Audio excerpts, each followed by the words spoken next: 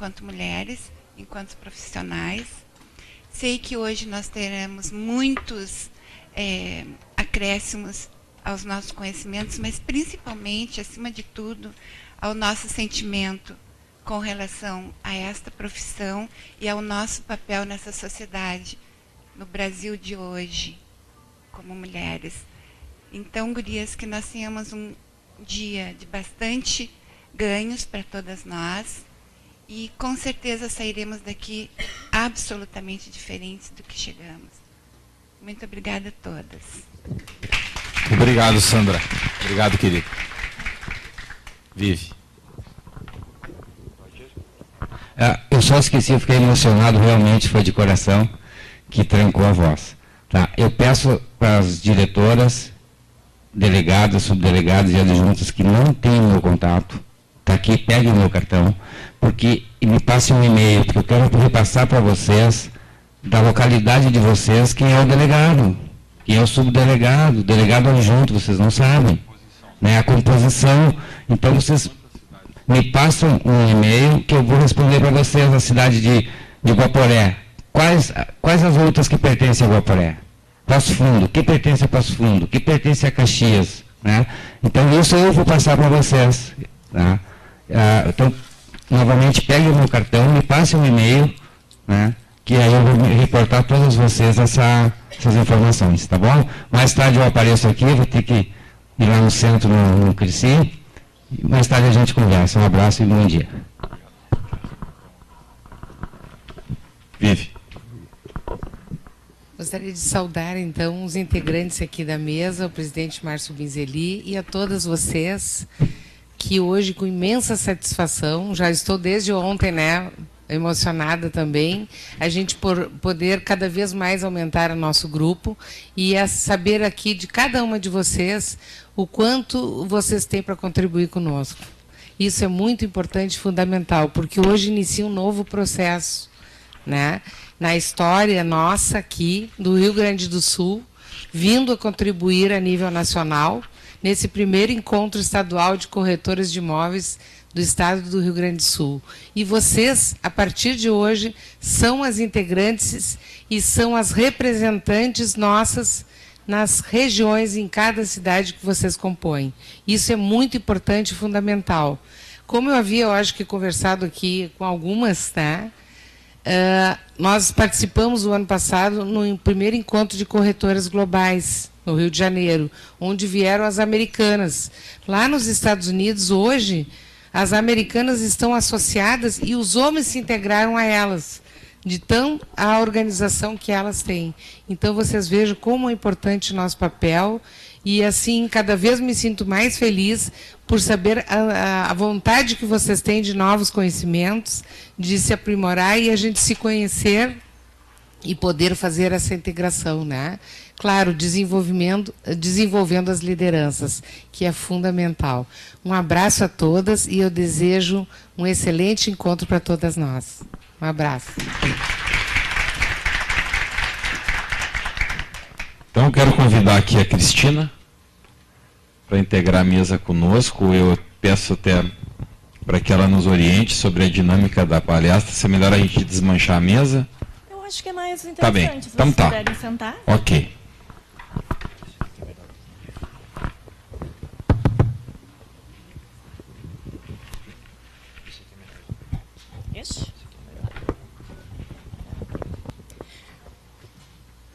Bom dia a todas e a todos, né? Temos alguns homens aqui também. É um prazer estar aqui hoje nesse evento conversando com vocês, agradecer o convite, pessoa da Viviane, eu cresci, né? Agradecer a oportunidade de estar aqui. Eu vou falar um pouquinho sobre posicionamento de marca e posicionamento em uso de redes sociais.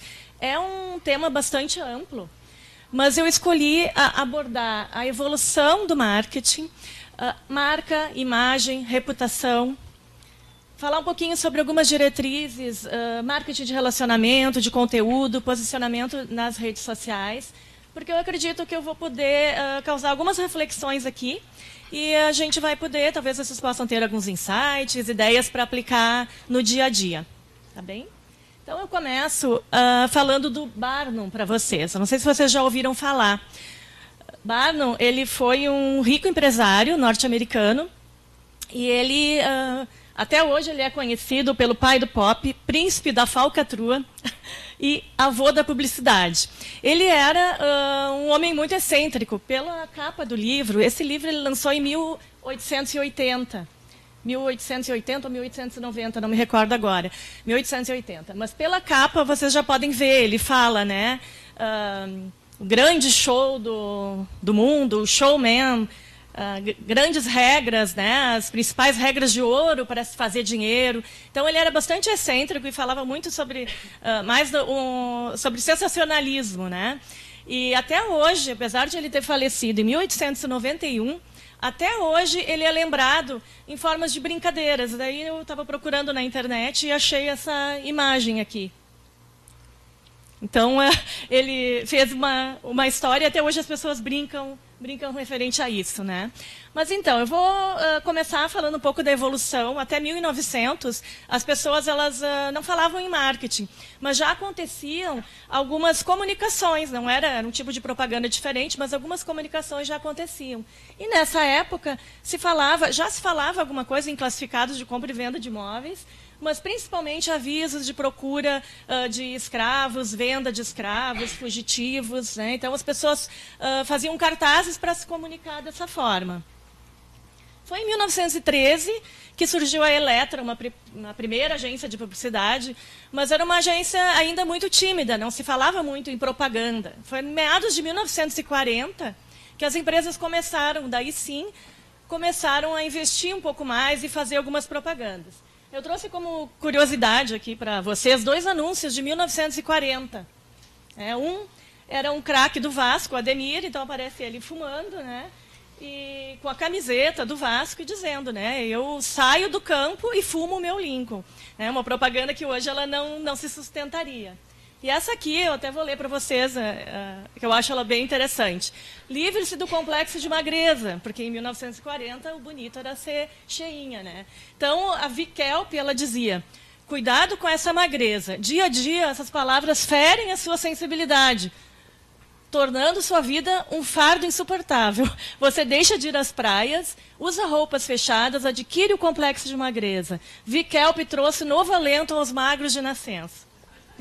Então, pelo menos nessa época, nesse sentido, talvez fosse bom, né? Ser mulher, não tem essa escravidão de hoje. Mas o grande boom da propaganda e da comunicação foi de 1950 a 1970. Foi quando iniciaram as primeiras faculdades de comunicação e as agências de publicidade começaram a ficar mais profissionalizadas. E daí começa, sim, a se falar em marketing, não só em propaganda.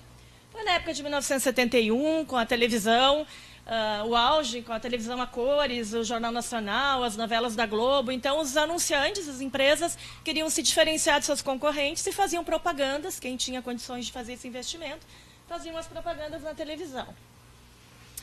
Mas, como eu disse, né, os estudiosos de marketing começaram a entrar em ação e viram que só propaganda não sustentava, que precisavam ter outros estudos e outras ações também.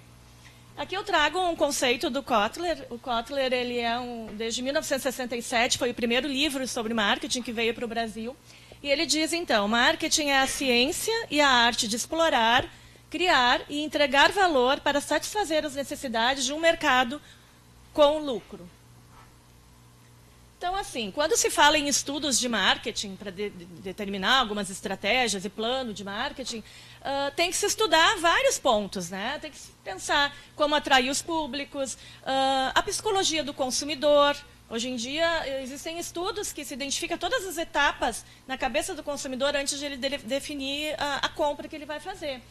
Pesquisa de mercado, como potencializar as vendas. O marketing ele acaba tendo que analisar todas essas questões, analisar a concorrência, para poder fazer um plano mais efetivo, né? Então, assim, em 88 a internet chega no Brasil, mas foi em 95 que houve realmente uma disseminação maior de divulgação das empresas, dos seus serviços pela internet. E daí o foco principal ele passa a ser completamente diferente daquela propaganda que a gente falou de uns tempos atrás. A gente tem que pensar que tem que agregar valor para o cliente. Se vai divulgar algum produto ou algum serviço, qual é o diferencial, né? É o que realmente a pessoa está precisando, como eu disse, analisar cenário. E aqui eu trouxe, para exemplificar, uma propaganda atual, só para a gente finalizar essa parte mais de propaganda.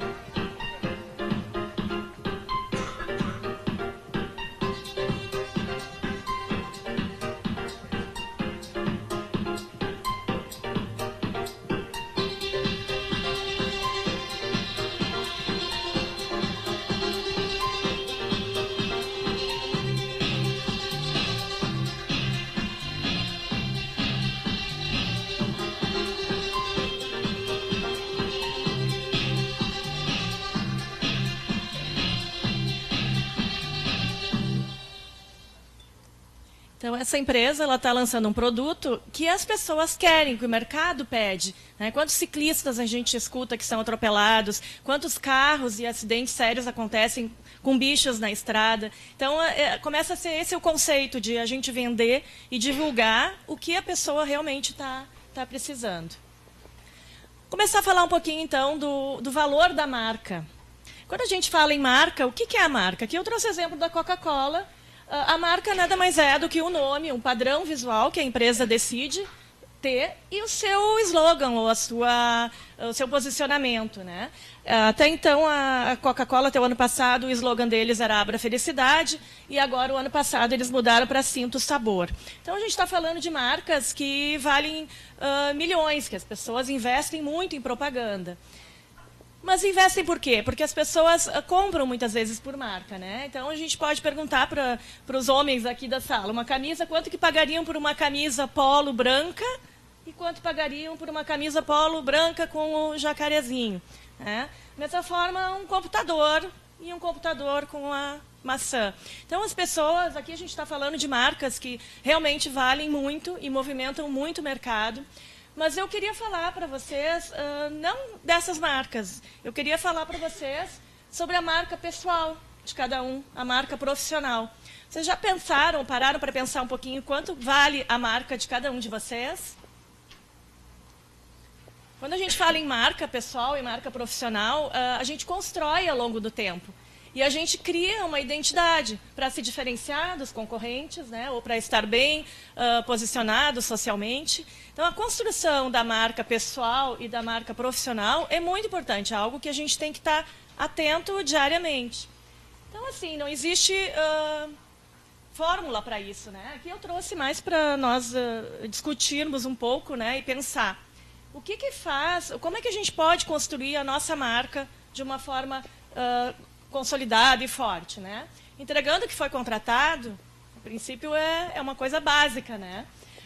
Sendo honesto e transparente com o cliente, ouvindo o seu cliente, acreditando no nosso valor, né? Aqui a gente falou, ouvi algumas apresentações, realmente o valor que tem o corretor de imóveis hoje, vocês têm que sentir isso para conseguir transmitir também para os clientes, né?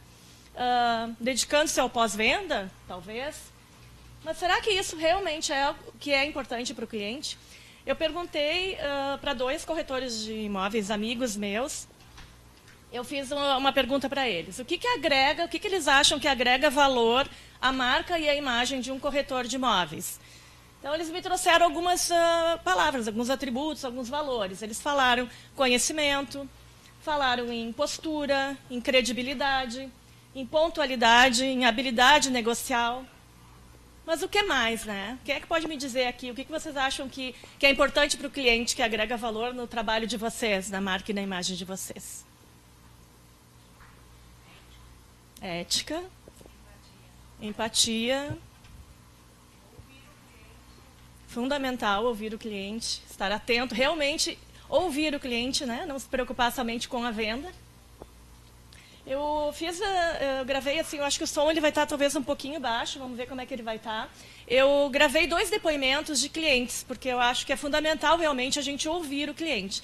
Então eu entrevistei uma pessoa que ele é um advogado e ele investe muito em imóveis e eu perguntei qual era a opinião dele né, referente aos atributos, o que valoriza a marca e imagem do corretor de imóveis. E depois para uma cirurgia dentista, que ela tem uma experiência com corretores, e eu trouxe esse depoimento aqui para vocês. O que mais valoriza no trabalho de um corretor de imóveis?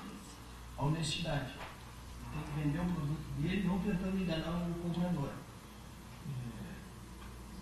Se ele acha que o imóvel tem suas limitações, ele deve expor isso, porque ele tem que compreender que a outra pessoa que está comprando não é uma pessoa ingênua. E se ele faltar com a verdade, a pessoa perceber, eu imagino que a compra já foi abortada aí. Né? Então, o mais importante é isso, ele ser sincero dentro das limitações do que ele está vendendo e compreendendo, inclusive, as limitações do comprador e tentando equalizar o que ele quer vender para a pessoa, com as características da pessoa que quer comprar. Se ele for honesto nesse ponto, ele tem boa chance de efetuar a venda. Chafa, me conta um pouquinho da tua experiência com o corretor de imóveis. Bom, a minha experiência foi muito positiva, porque eu tive um apartamento, comprei um apartamento na planta no Jardim Lindóia. Quando esse apartamento estava para finalizar, quase pronta a construção, eu comecei a ficar desesperada porque eu não me vi morando no Lindóia. E fui atrás de apartamentos em Gianópolis, São João. E o apartamento que eu gostei, o prédio que eu gostei, não tinha mais à venda. Estava para ficar pronto em 5, 6 meses, não tinha mais à venda. E entrou um corretor de imóveis na minha vida que conseguiu um apartamento para mim e que mudou a minha vida. Porque até hoje eu moro em prédio há 23 anos, tenho vários amigos, minhas filhas cresceram aqui, são muito felizes e nem pensam em trocar de prédio. E eu sou muito grata a esse corretor, porque teve muita paciência, me escutou, não foi atrás de outro imóvel, não me ofereceu, buscou onde eu queria e conseguiu. E, na verdade, muitos anos eu fui muito agradecida a ele, porque eu sou muito feliz aqui. E o corretor de imóvel não vende só as paredes, ele vende o sonho de uma vida, um lar. Não vende só um apartamento, uma casa, é um lar. Legal. Então, se tu tivesse que resumir assim, quais são os atributos, o que tu acha que fortalece a imagem de um corretor? É a gente acreditar nesse corretor, é a credibilidade. E o que vai fazer esse corretor nos passar credibilidade? Primeiro, escutar o que o cliente quer. Escutar, nos perguntar as nossas preferências e ir atrás. Não é só mostrando o imóvel mais caro, o imóvel num bairro melhor. É mostrar e buscar aquilo que o cliente quer. Obrigada.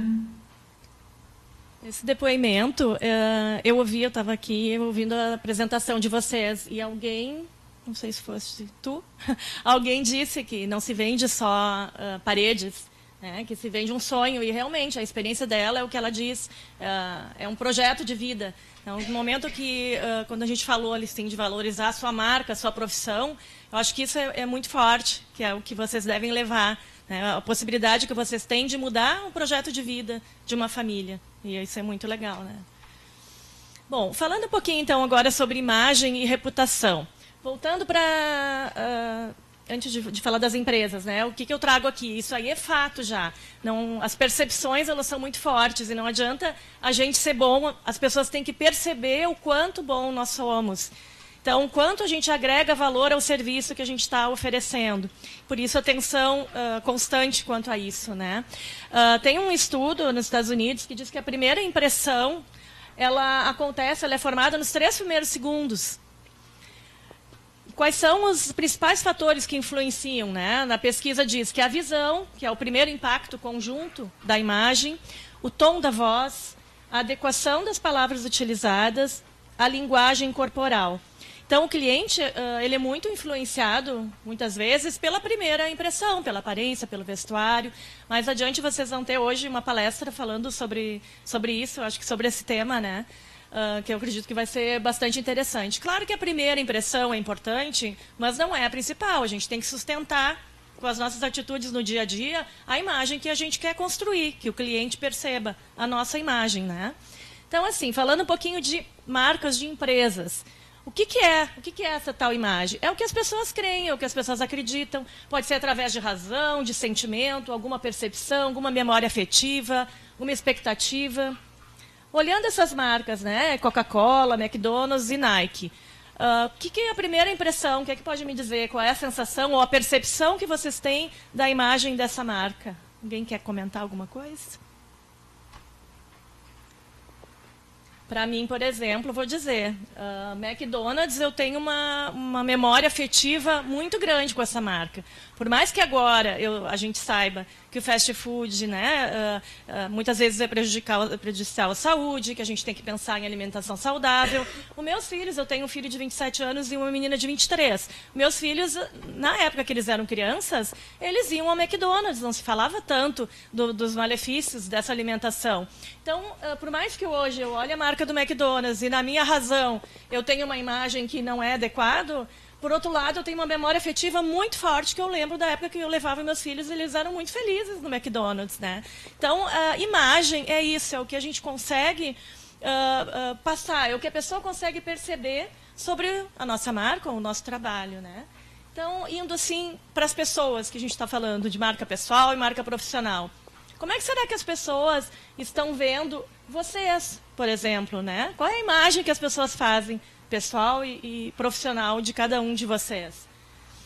Então, assim, como é que a nossa imagem é construída, né? Através do dia a dia, dos nossos comportamentos, hábitos, postura, ética, conhecimento, nossas habilidades, competências, isso tudo no dia a dia faz com que a gente crie uma imagem para as pessoas. E aquela foto ali não é por acaso, né? A imagem profissional e pessoal hoje ela está muito, muito grudada, então a gente tem que ter bastante cuidado nos nossos posicionamentos pessoais, porque com certeza ele vai interferir no profissional também e vice-versa. Então, assim, existem estratégias para a gente fortalecer, né, a imagem pessoal e profissional. Eu não consigo pensar em uma estratégia pontual, mas minha experiência, o que eu faço para mim? Constantemente eu faço reflexões sobre o assunto, né? Então, se eu puder deixar assim 4 dicas para vocês. Eu pergunto para mim como eu estou em relação ao mercado, como eu estou me posicionando em relação aos meus concorrentes. Eu estou perdendo alguma oportunidade? Se estou perdendo a oportunidade, por quê? Né? O que eu estou fazendo de errado no meu posicionamento, na minha abordagem, na forma de eu me comunicar, que eu estou perdendo para a concorrência? Né? Quais diferenciais competitivos eu posso criar para fortalecer mais a minha imagem? Então, pensar que imagem e a percepção que meus clientes estão tendo de mim me faz eu constantemente ficar atenta a essa questão de imagem e reputação, que é um ativo intangível muito importante na vida da gente. Então, falando em reputação, né? O que é reputação? É o renome, é a estima, é a fama, a percepção que os públicos vão tendo de acordo com a imagem ao longo do tempo. A reputação é construída ao longo do tempo. Pode ser alinhando o discurso à prática, se capacitando constantemente. A gente pode criar reputação sendo transparente, ético, como a gente falou anteriormente, sendo referência no assunto, se posicionando. Né? Aqui eu queria trazer um pouco sobre crise de imagem. Né? Hoje é muito fácil o nome da gente estar exposto, né? E a gente se envolver numa crise de imagem. Como ela pode surgir? Alguém que vai fazer alguma atribuição pública de responsabilidade, que pode ser por ações danosas, por imoralidade, incompetência. Né? Então, a gente tem que ter cuidado, porque os riscos hoje com a nossa imagem, com a internet, é muito grande.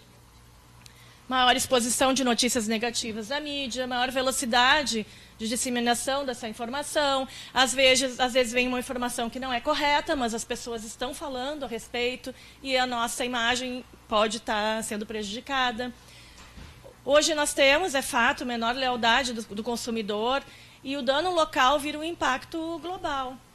A gente tem agora o exemplo da carne fraca, né? Que a maneira como foi criado e como aconteceu toda a repercussão tem um impacto global gigantesco de imagem dos nossos frigoríficos. Né? Então, estou trazendo um exemplo de um grande frigorífico, mas no nosso dia a dia a gente tem que ter esse cuidado, porque a gente pode também estar sujeito a riscos de imagem. Né?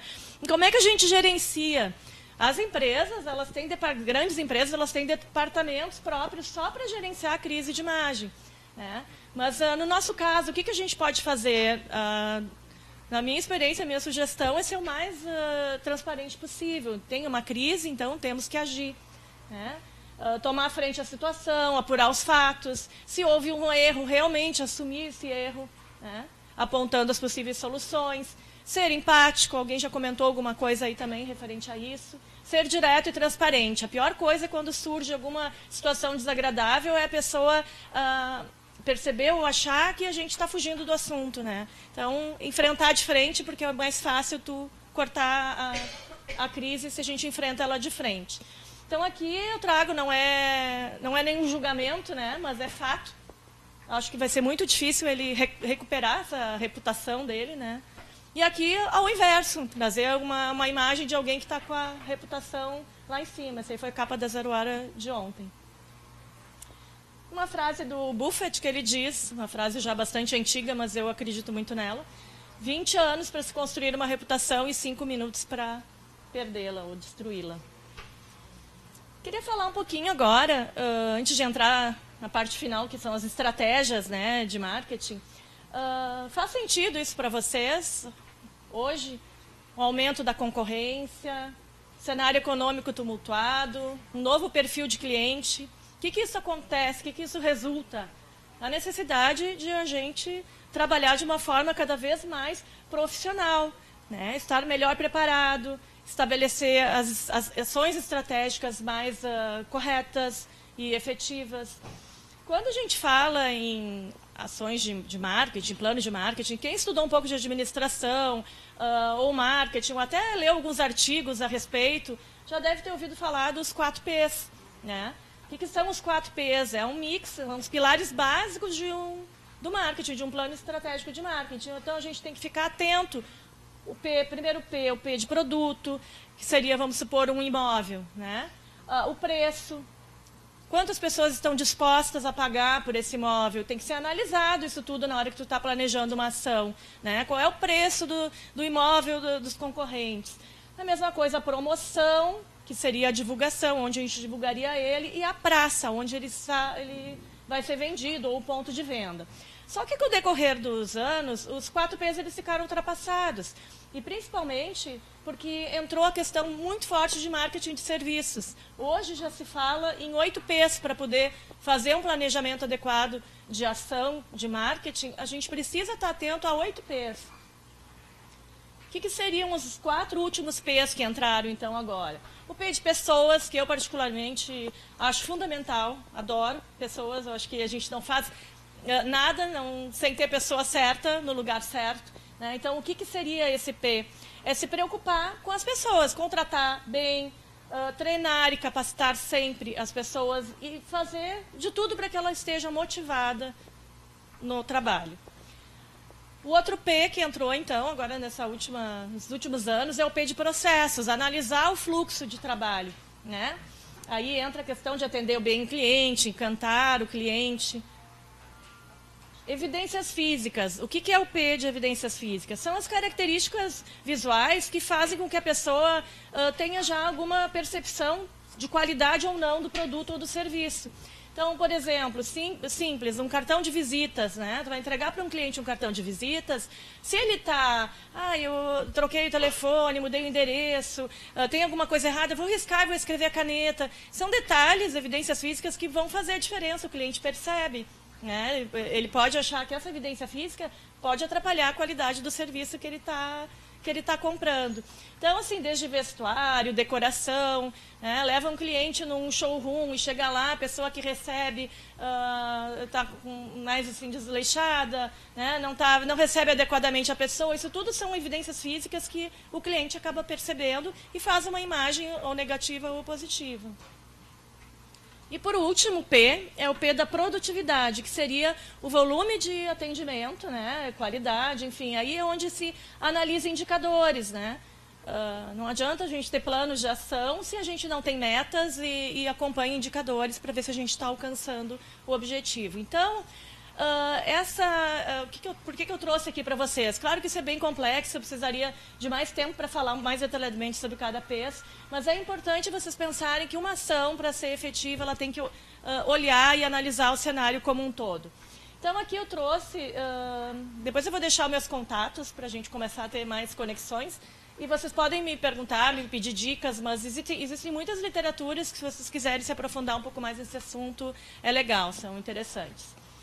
Então, estratégias de marketing. São várias estratégias de marketing que existem, né? Cada um vai ter que ver qual vai se adequar melhor ao seu trabalho, ao seu momento.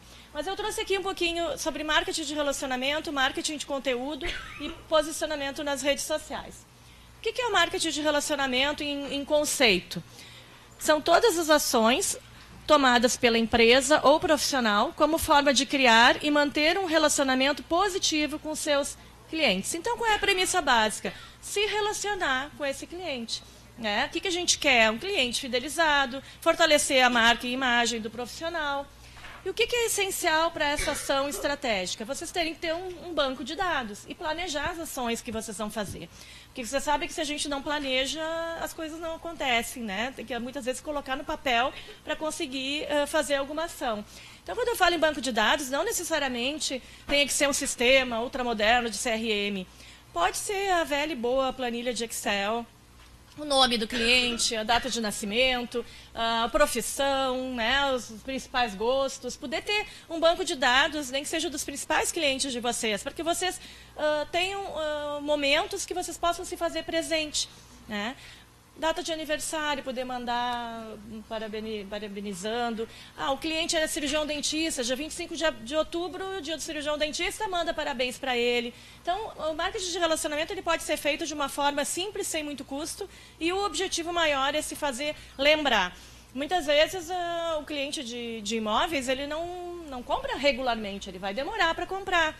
Mas ele, tendo uma boa imagem do corretor se fazendo lembrar, se ele tem algum amigo, alguém que ele tenha que fazer alguma indicação, é aquela pessoa que está mais próxima a ele que ele vai referendar, né? Então, assim, conhecer os clientes, segmentar e personalizar o atendimento, criar ações que incentivem o retorno, né, ou recomendem, como eu falei agora, e trabalhar o relacionamento de duas vias, né? Hoje eu vou falar muito, eu já falei e vou falar ainda de conexões. É importante a gente se conectar, né? A área de relacionamento é fundamental, principalmente no segmento de vocês. Eu trouxe aqui um case, não sei se vocês já viram, do Silvio Santos e Netflix, de relacionamento que eu queria mostrar para vocês. Eu não vejo televisão. Eu não vejo televisão.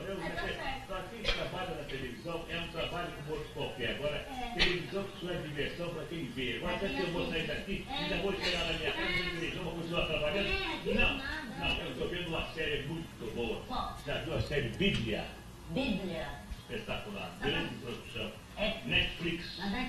Netflix. Eu gosto da Se você não tem Netflix na sua casa, fácil é ter. A mensalidade é de R$18,90 para eu e o dono da Netflix dos Estados Unidos deve estar me vendo e me deve mandar para mim um mês de graça. Mas você então tá. Oi, Silvio, I've been watching you. I know you want a free month of Netflix, but how about a free lifetime instead? And while we're at it, I've got a recommendation for you. House of Cards. Not quite the Bible, but I think you're going to love House of Cards. O que é para ele?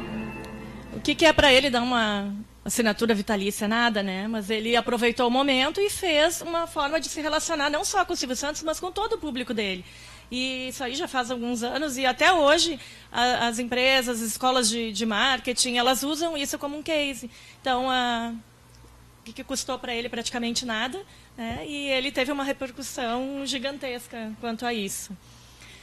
Falando de marketing de conteúdo, enquanto conceito, é a maneira de engajar o seu público-alvo, crescer a rede de clientes potenciais, através de criação de conteúdo relevante, atraindo, envolvendo e gerando valor para as pessoas, de modo a criar percepção positiva. Então, qual é a premissa básica aí? É tu conhecer o teu cliente e gerar um conteúdo que ele se interesse e que vai automaticamente ter engajamento. acho que vocês têm à tarde uma palestra sobre venda na internet, né? Alguma coisa ligada a isso. Provavelmente vai vir esse assunto também, de marketing de conteúdo, porque o que é essencial? A gente identificar onde eu vou, qual é o canal que eu vou utilizar para começar a colocar conteúdo relevante para o meu cliente. Né? Conteúdo relevante faz com que o cliente comece a ter credibilidade no serviço que vocês prestam. Trouxe um exemplo aqui de um case também, porque a gente fala muito no real-time marketing. O que é real-time marketing? É quando acontece algum grande evento, que as pessoas estão falando sobre aquele evento, e uma marca se antena e aproveita para levar carona na divulgação. Então, aqui eu trouxe o case, o Oreo nos Estados Unidos, aquela bolachinha que os americanos eles comem molhando no café. E o Super Bowl é famoso, né? Quando tem a final do Super Bowl, os Estados Unidos todo para assistir a final desse jogo. E daí teve, há uns anos atrás, uma final do Super Bowl, os Estados Unidos todo parado, vendo a final e falta luz. Daí, imediatamente, alguém da Oreo coloca essa postagem no Facebook, nas mídias sociais todas deles. Então, o que diz essa postagem? Sem energia, ou faltou luz, sem problema, você ainda pode embeber, né? Embeber no escuro, porque eles comem a bolachinha molhando no seu café. Então, assim, um post de nada, aproveitou o momento e em questão de meia hora teve mais de 10 mil retweets, mais de 18 mil curtidas no Facebook, mais de 5 mil compartilhamentos.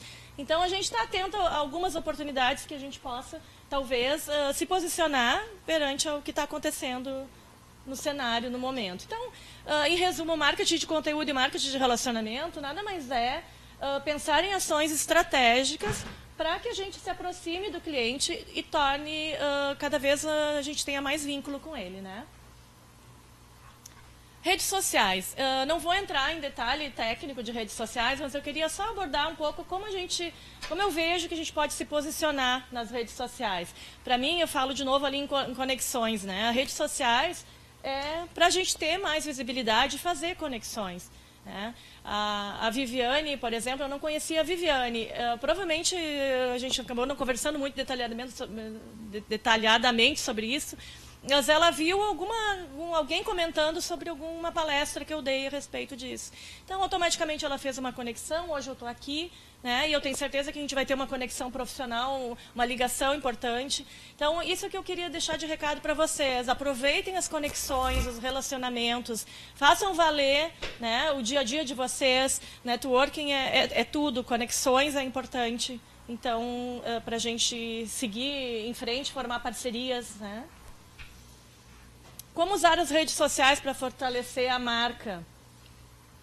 Primeiro, saber onde está seu público. Não adianta a gente estar no Instagram se teu público está só em outra rede social, no Facebook e assim por diante. Então, conheça onde está o seu público. Utilize uma linguagem mais pessoal, né? Porque o Facebook, as mídias sociais, elas não são formais. Pulei ali o segundo, que é bem importante, seguir uma linha de comunicação e fazer um planejamento. Não é simplesmente estar se posicionando no Facebook e largando de vez em quando uma ou outra postagem. Façam um planejamento. O que vocês querem? Aonde vocês querem chegar? Né? Em quanto tempo? Como é que eu vou fazer meu cronograma? Eu tenho que divulgar determinado produto. Eu vou fazer um cronograma de postagens. Eu vou me organizar para estar de uma forma adequada nas redes sociais e fazer valer. Não simplesmente colocar uma postagem sem muito nexo, né? Ser referência nos assuntos, apresentando conteúdo que interesse realmente ao seu público. Integrar as redes sociais com outras ferramentas, se vocês têm. E ter cuidado com postagens, né? Não existe mais diferença, como a gente falou, de pessoal e profissional. Eu vou dar um exemplo meu aqui, um exemplo bobo, mas você sabe aqueles testes no Facebook que aparece? Com quem você... quem é o seu amor, com quem você se parecia no passado, que as pessoas fazem, da maioria não compartilha, mas fazem de curiosidade. Aí um dia eu fui fazer um teste que era minhas fotos mais curtidas. E quando apareceram as minhas 3 fotos mais curtidas, apareciam as 3 fotos eu com um copo de bebida na mão. Então, eu pensei assim, né? Ninguém tem nada a ver comigo se socialmente eu encontro meus amigos e o Facebook é para botar quando a gente está feliz mesmo e eu ter colocado aquelas fotos. Mas, por outro lado, eu fico pensando, eu tenho hoje a minha empresa de consultoria de marketing. Quem entrar na Cris Macedo Marketing Estratégico, depois pode entrar na minha página pessoal e que são amigos em comum e estão vendo as minhas postagens. Será que é essa a imagem que eu quero passar? Daí eu me dei conta que sim, não há problema nenhum eu tirar uma foto com um copo de bebida, mas também qual é a necessidade? Eu não posso, na hora da foto, esconder meu copinho e fazer uma foto, né, mais apresentável, que vai dar a credibilidade que eu busquei. Isso aí é de cada um. Né? Eu, no meu planejamento, eu fiz que eu quero que as pessoas vejam. A Cris tem 54 anos, mas ela participa de cursos, ela vai a eventos, ela se atualiza. Então, essa é a imagem que no meu planejamento eu decidi que eu quero que as pessoas tenham de mim. Então, eu tenho que cuidar. É um exemplo bobo, mas o pessoal e o profissional eles estão muito grudados hoje. Então, a gente tem que ter um cuidado diário quanto a isso. Então, assim, finalizando essa parte, marketing nas redes sociais não é a solução de todos os problemas. A gente tem que ter cuidado quanto a isso, tá? Ele potencializa, sim, o relacionamento com o cliente, mas é fundamental que se tenha um planejamento e que a gente esteja de forma adequada nessas redes sociais. Eu preparei aqui 8 dicas, como um resumo do que acabei conversando aqui com vocês. Primeira, estabeleça seu foco de atuação com diferenciais competitivos. Identifique oportunidades de mercado. Oferte serviços diferenciados e que agreguem valor aos clientes. Planeje ações para promover seus negócios e serviços. Estabeleça boas parcerias. A gente não é nada sozinho, né? De novo, a questão das conexões. Vocês trabalham para ter uma marca e uma imagem. Se vocês fizerem uma parceria com alguém que não tem uma marca, uma imagem legal, a marca de vocês junto está indo para um lado mais negativo. Então, estabeleçam boas parcerias que tenham os mesmos valores de vocês. Construa presença adequada nas redes sociais, dê atenção ao seu cliente. E essa última pode parecer piegas, né? Ame o que faz. Mas, para mim, faz toda a diferença no resultado do trabalho, né? Se a gente ama o que a gente faz. E aqui eu termino com uma frase que eu gosto muito da Frida Kahlo, que ela diz, né? O tempo não volta. Onde não puderes amar, não te demores. Eu deixo aqui os meus contatos, espero ter contribuído de alguma forma. Está meio de longe ali, mas o e-mail é cristina@crismacedomkt.com.br. A minha página no Facebook, Cris Macedo MKT. Curtam a página, eu sempre coloco algumas dicas de marketing. Agora nós somos também uma conexão. Então me peçam dicas, auxílios, vamos ficar em contato. Como eu sou uma pessoa de marketing, eu quero postar uma foto. Isso, obrigada.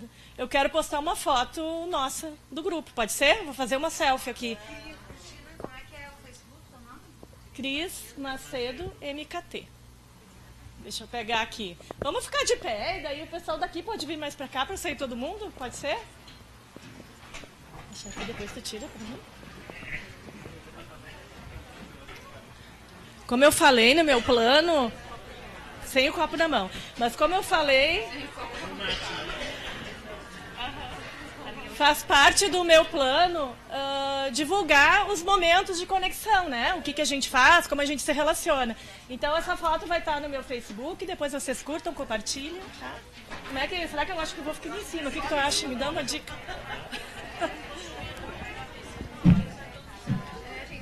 Será que vai dar? Mas como assim, mais? Então tá. Olha, nada como ter boas parcerias, né? Boas parcerias dos nossos amigos lá que ajudaram, tua parceria. 3. Vamos virar pra lá. Uma desse lado e uma do outro. Vou pedir para que olhem para cá, por favor. Todo mundo sorrindo. Pode ir ali mais uma, né, Cris? Posso. Ali agora.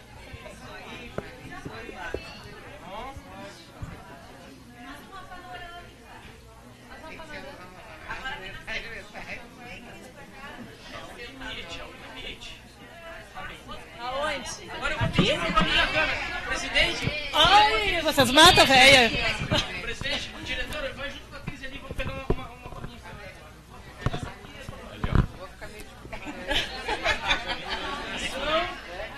Diretora, mais uma.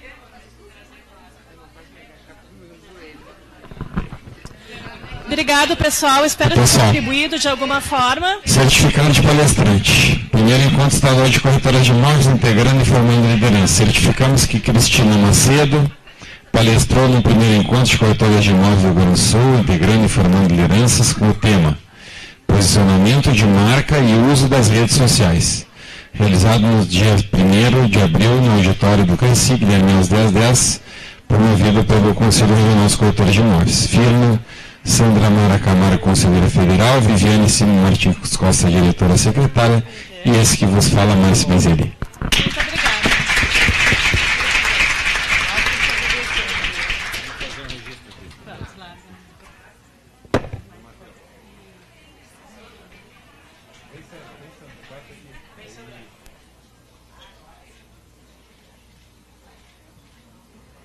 Muito obrigada.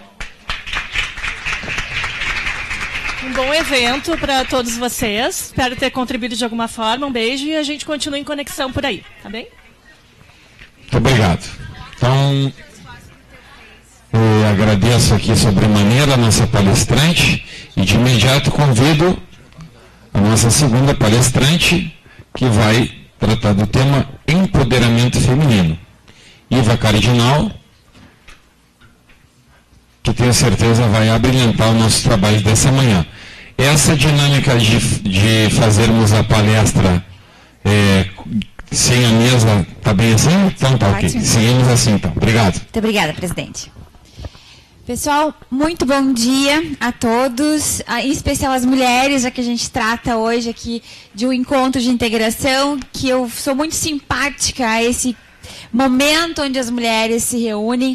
Eu estava conversando antes de começar o encontro, de que iniciativas como essa fazem parte do meu dia a dia. Eu trabalho com mulheres e sou muito contra uma máxima que a gente sabe que anda por aí, de que as mulheres concorrem entre si, não são amigas, não se ajudam, enfim. A minha vivência é exatamente contrário e eu espero que isso seja uma realidade entre vocês aqui. Nós temos muito para contribuir entre a gente, para dividir as mesmas angústias, os nossos sucessos, para nos apoiar mutuamente. Então, eu queria parabenizar o Cresci pela iniciativa e vocês todas por estarem aqui. Eu sei que tem várias que vieram de longe, especialmente para o encontro. Então, bem-vindas e aproveitem esses momentos, não só aqui com a gente, com as palestrantes, mas nos intervalos, nos momentos que vocês podem estar conversando, interagindo para crescerem juntas.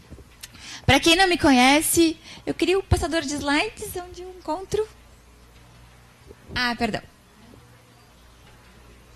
Ah, tu vai passar para mim? Então tá. Para quem não me conhece, o meu nome é Iva Cardinal. Aí eu vou pedir para te passar. Então, eu queria agradecer ao convite do Cresci, que chegou a mim por uma pessoa muito querida, que é a Camila Terra, que vai estar de tarde também palestrando com vocês. Para quem não me conhece, um pouquinho do meu currículo. Eu sou formada em administração, fiz pós em marketing, gestão, fiz mestrado em estratégia, atualmente curso de doutorado na Unicinos.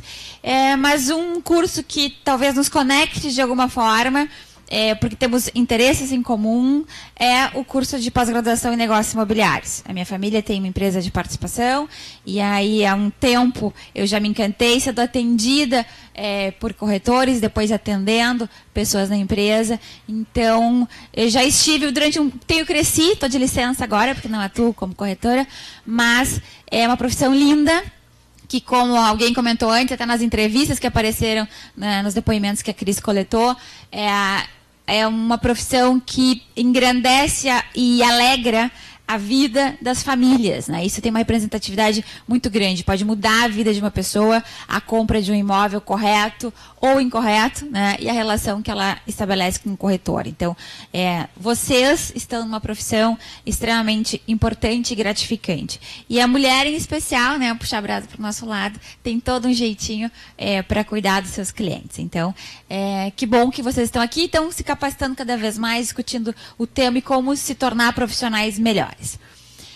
Por favor. Só que aquele currículo ali, que de certa forma é um pouquinho extenso, eu poderia ter deletado ele e colocado só essa frase. Essa frase eu acho que me resume, e essa frase foi o que me fez pensar no como poderia ser a abordagem com vocês aqui hoje. Quando a Camila me convidou para palestrar, talvez ela tenha pensado, porque eu tenho uma empresa de consultoria desde 2004, trabalho para entidades, mas desde 2009 eu trabalho com mulheres. Talvez algumas de vocês, que são aqui de Porto Alegre ou em algumas cidades que a gente atua, conheçam a Confraria do Batom, que é um grupo que começou muito despretensiosamente em 2009, e então aí há quase 8 anos o meu dia a dia tem mulheres empresárias, olha aqui, tem mulheres profissionais liberais, tem empreendedoras, tem mães. Então isso me deu uma certa bagagem, a minha vida, né, como mulher, e a minha vivência nesse grupo me trouxe alguns insights que eu pensei, o que eu vou abordar no encontro no Cresci? Eu vou falar de história, né, porque a palavra empoderamento feminino ela está muito em voga, de certa forma até batida nos últimos tempos, até usando para coisas que nem são tão relevantes, mas se a gente for abordar o empoderamento feminino, ele vem desde lá das mulheres, literalmente, no período das cavernas, onde elas cuidavam do fogo. Se a gente for falar sobre as ondas do feminismo, que começaram, segundo alguns historiadores, por volta de 1790, ali, da Revolução Francesa. Vou fazer esse histórico, encher de teoria, de contextualização. Eu acho que isso ia fazer vocês dormirem, né? Então, até tem uma pitadinha depois mais para frente, mas o que eu achei que poderia ser um pouco mais útil para vocês hoje a gente discutir vida real, a gente discutir a minha vida profissional e pessoal, que talvez em alguns momentos seja igual ou parecida com a de vocês, e como que a gente lida com esses desafios de ser uma mulher empoderada ou de buscar ser cada dia mais uma mulher empoderada. Então, por favor, o que a gente vai conversar aqui hoje, né? Daí pensando nessa abordagem que eu espero ter acertado na mão, né, e ser algo dentro da expectativa de vocês, a gente começa falando de alguns paradigmas, né, a Mulher Maravilha versus a Mulher Possível. A gente passa sobre uma reflexão sobre a gente, os nossos múltiplos papéis no dia a dia.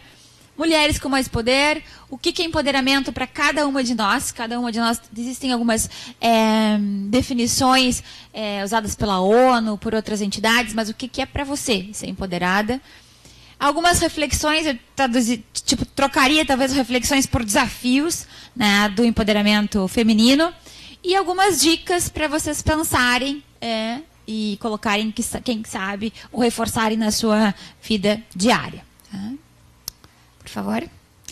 Então, aqui tem uma imagem que é bastante icônica, quem é da minha época, né? Tem várias jovens, não vão lembrar dessa Mulher Maravilha, mas ela é bastante icônica. Agora, acho que em junho tem um novo filme, né, da Mulher Maravilha. Tô louca para ver, mas mais obviamente como divertimento. Mas essa figura icônica, inclusive com essa postura, né, das mãos na cintura, que depois, atualmente, mais recentemente, foi inclusive abordada por uma psicóloga da Universidade de Harvard, a Amy Cuddy, que ela comenta que ela está que é uma tradicional postura de empoderamento, a postura da Mulher Maravilha, é uma postura expansiva, que inconscientemente traz mais poder, a gente se sente mais poderosa com as duas mãos na cintura, é uma das posturas expansivas de geração de sentimento de empoderamento, e aí tem a ver com hormônios, com uma série de questões, não é só o visual. Assim como essa, tem uma outra que é dos campeões, para cima, a gente não vai falar disso aqui hoje, até vai ser uma outra palestra, daquelas onde a gente fala de empoderamento, e tem postura, tem música e tal, só que isso não é meu estilo, minhas palestras não são assim, mas mais para vocês saberem que sim, essa Mulher Maravilha está com uma postura de empoderamento, e tá linda, né, cabelo arrumado, tá magra, tem um cinto com utilidades, que ela tira o chicote, tira isso, tira aquilo, mas essa mulher está muito longe da nossa realidade, pelo menos da minha. Né? Não sei se é de vocês, enfim. Não sou tão magra, tão bonita, não tenho cinto de 1000 utilidades, mas tem um monte de coisa para fazer que nem ela. Né? E salvar o mundo quase, pelo menos o mundo que rodeia a minha casa e os meus clientes. Mas a primeira coisa que eu queria falar com vocês e trazer para reflexão, na verdade, é que a gente é levado a ter uma ideia, uma cobrança de que sejamos mulheres maravilhas no nosso dia a dia. Isso não existe. Né? E depois eu volto nesse aspecto. Primeira coisa, relaxa, porque a Mulher Maravilha não existe. Nós, e aí, por favor, somos mulheres reais. E é pensando em mulheres reais, nós, eu, vocês, as vizinhas, as amigas, as mães, as filhas de vocês, somos mulheres reais. Para esse público que eu trago essa conversa. Né? E aqui a gente tem foto desde encontros da Confraria do Batom, eu tirei uma foto ali do encontro do Cresci da Paraíba, tem corretoras de imóveis de Miami, enfim, somos nós, né? Mulheres reais, que a gente traz essa discussão. Então, se possível, vistam o chapéu, né? E aí, o que eu queria também aproveitar esse nosso encontro em algum momento que vocês queiram trazer alguma vivência de vocês, alguma dúvida, discordarem com alguma coisa que eu falo aqui, não se acanhem, tá? Levanta a mãozinha e contribuam, perguntem, critiquem, tragam outro contraponto para a gente conversar. Por favor. Então, diferente daquela mulher magra, bonita, do cabelo arrumado, com cinto de 1000 utilidades que a gente trouxe lá na frente, essa aqui eu já acho que é uma mulher maravilha mais parecida com a gente. Né? Até ela tem ali a capinha, a botinha e tal, mas ela já está mais fofinha, já tem computador, tem criança em volta, tem conta para pagar, tem telefone, enfim. Eu acho que essa eu já me identifico. Essa já sou eu de Mulher Maravilha, quem sabe, né? E talvez muitas de vocês. Por favor. Alguém disse que não era aquela ali? É a primeira? A primeira? Ah, tá bem então. Tá bem. Então vamos nessa. Tipo, quem se identifica mais com a primeira foto? A empoderada, magra, cabelo arrumado, cinto de 1000 utilidades. Alguém? Aquela anterior ali, sentada, cheia de coisa em volta. Ai, que susto, eu achei que era só eu. Tá. Tá, ok. Então tá, me sinto mais tranquila. Porque o que a gente traz para reflexão, e isso tem a ver com empoderamento, meninas, hoje em dia, e eu vou dizer aí as últimas décadas, em especial talvez a partir de mais ou menos 1960, com a mulher mais presente no mercado de trabalho, e isso volta em outros slides, mas a gente ocupa muitos papéis e se cobra muito disso. E aí eu coloquei ali alguns dos papéis que muitas de nós desempenha todos os dias, que vai desde a profissional, corretora, algumas são donas da sua imobiliária, então são também empresárias, ou seja, tem outras preocupações de gerenciamento, mas a gente também é secretária, a gente é mãe, a gente é personal organizer, para dar um nome bonito, né, de arrumar as bagunças em casa. A gente é empregada doméstica, porque lava a louça muitas vezes tem que limpar o chão, limpar a banheira, enfim. A gente tem que ser amante, né? Tem que ser esposa, tem que estar bonita, magra, sexy, enfim. A gente é amiga confidente, porque faz parte das nossas relações também manter as amizades, enfim. É enfermeira, é o filho que lascou o joelho, e o marido que teve uma gripezinha, já está de molho, não quer levantar da cama, né, e tal. Que, Gris? Porque, tipo, a gente tá... e até eu não trouxe nessa palestra, mas a gente tem algumas imagens que é justamente isso. A mulher está ali se arrastando, mas está... com o cliente, marcou com o cliente, vai, toma o remédio, vai, bota uma maquiagem, que isso a gente tem que nos ajuda, né? Bota uma maquiagem, enfim, bota um salto alto, um batom vermelho, é outra mulher e vai. O homem, desculpe os homens presentes aqui, né? Tenho vários homens em casa. Deu uma febrezinha, não sei, não sei o que, eu acho que eu vou no médico e tal, mas ok. Ok, se não fosse fácil, não era pra gente, né? Então, esses muitos papéis nos fazem ter cobranças excessivas. Isso para mim foi uma grande descoberta. Quando eu me dei conta de que eu não conseguiria desempenhar todos esses papéis, ou quase todos esses papéis, com nível máximo de perfeição, que eu não conseguiria ser sempre uma mãe presente e atenciosa, que está ali fazendo a tarefa, que está na festinha do filho, que leva para a escola, que busca. Eu não conseguiria ser a esposa dedicada, sexy, magra, cabelo arrumado, unha feita, esperando o marido com a janta pronta. Não ia conseguir atender meus clientes com a excelência que eu sempre gosto de atender, que eles me recomendem, que me tenham em autoestima. Não conseguiria fazer um curso nem talvez a pós-graduação, a primeira, quanto mais um curso de doutorado, se eu tivesse um nível que eu tenho que ser a melhor em todos esses aspectos. Eu relaxei. Eu sei que eu faço tudo isso, que eu consigo me administrar, assim como vocês também devem fazer uma gama ampla de tarefas. No momento que a gente aceitar que se eu me proponho a fazer muitas coisas, eu tenho que ter um nível de exigência razoável. Eu vi isso esses dias, deu na Globo News, uma pessoa que sempre está, um economista que tem pós-doc, enfim, formado nos Estados Unidos e tal, e ele faz faculdade de música. E ele disse isso: eu não posso ter a exigência de ser um excelente músico como um estudante que está ali e faz todas as cadeiras, se dedica, treina, enfim, chega no final do dia, ele trabalha com isso, como bico e tal. Eu tenho 1000 e outras atividades. Eu viajo, eu tenho coluna no jornal, eu dou entrevista aqui, eu tenho empresa de consultoria, né? Eu não consigo ser um músico como ele. Então, eu baixei o meu nível de exigência. Eu quero estudar, eu gosto de música, eu quero me dedicar à música, mas o meu nível de exigência é outro. Então, aqui já vem um ponto de reflexão, né? Aonde vocês querem ser excelentes, ou um outro viés, que é o que eu uso. Eu tento ser a melhor no momento que eu estou presente. Então, hoje aqui para vocês, eu tento ser... Vocês têm o meu 100%. Se vai estar dentro da expectativa de vocês, já é outra questão. Mas eu estou aqui 100%. Meu filho foi para um lado, o marido foi para o outro, a casa, enfim, eu não estou preocupada com isso. Eu estou preocupada com vocês. Eu estou preocupada com entregar o meu melhor. E aí o resto, nesse momento, está em segundo plano.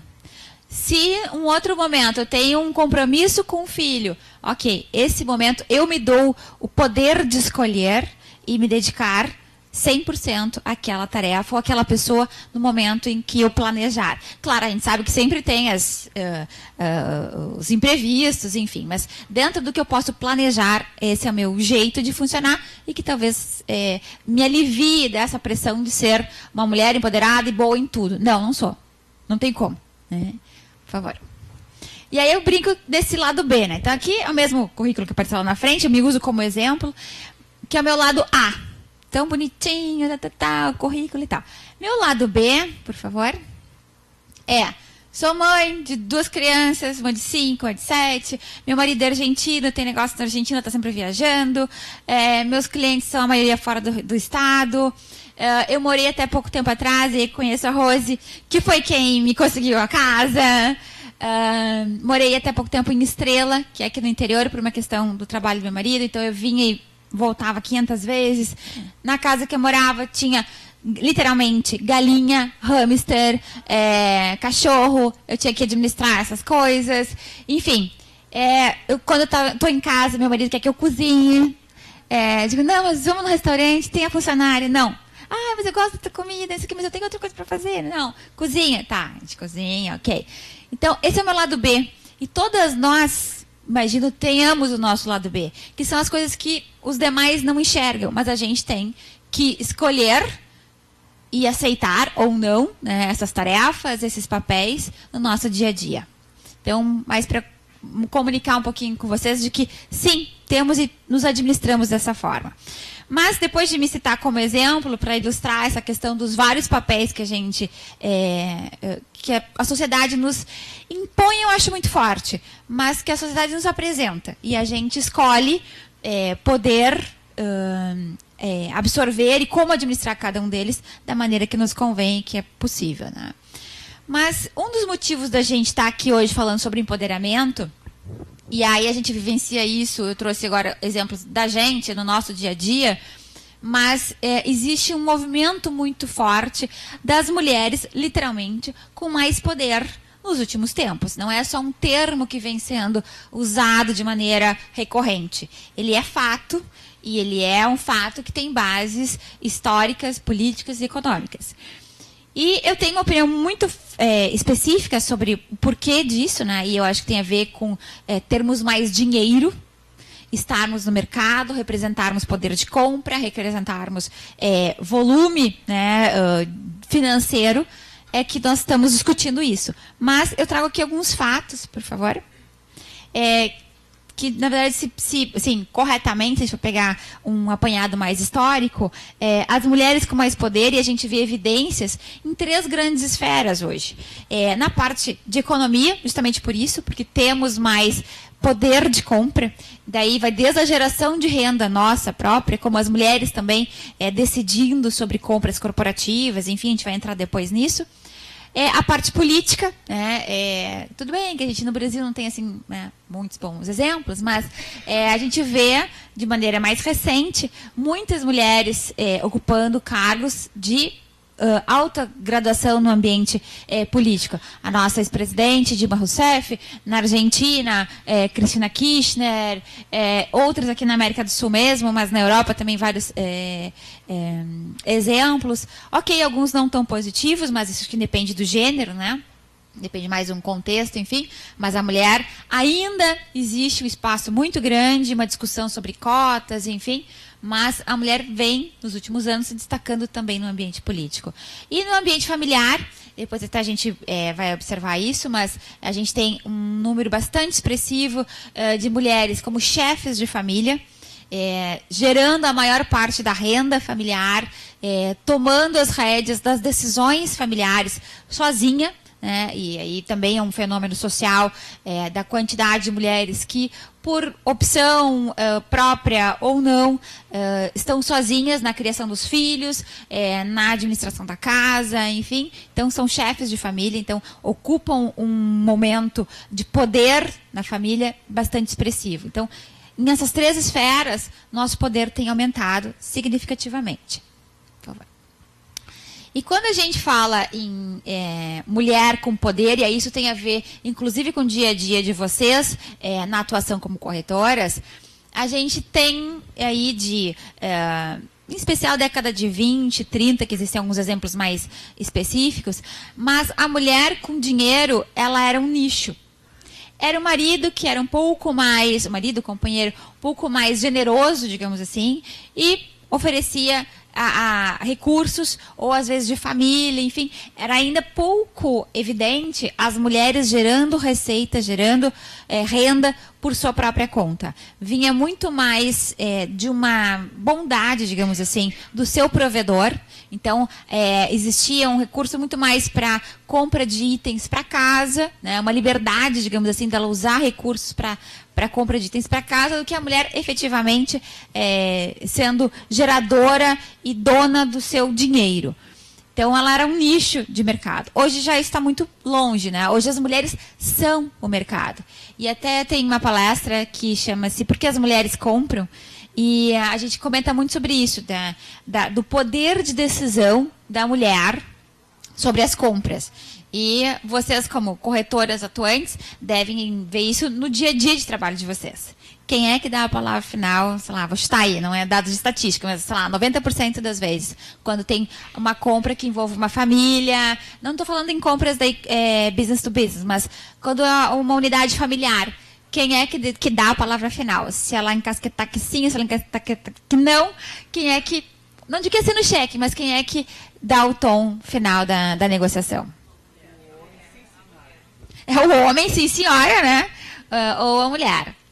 Isso é uma evidência que a gente nota na compra de imóveis, né? Mas em várias outras. Até na compra de casa. A gente influencia da compra da cueca, às vezes, do marido, do filho, até a compra do carro, da viagem de férias da família. A mulher vai interferir e vai dar o seu veredito final, né? Até porque os homens sabem que se não fizer o que a gente quer, depois tem outras consequências, né? Mas enfim.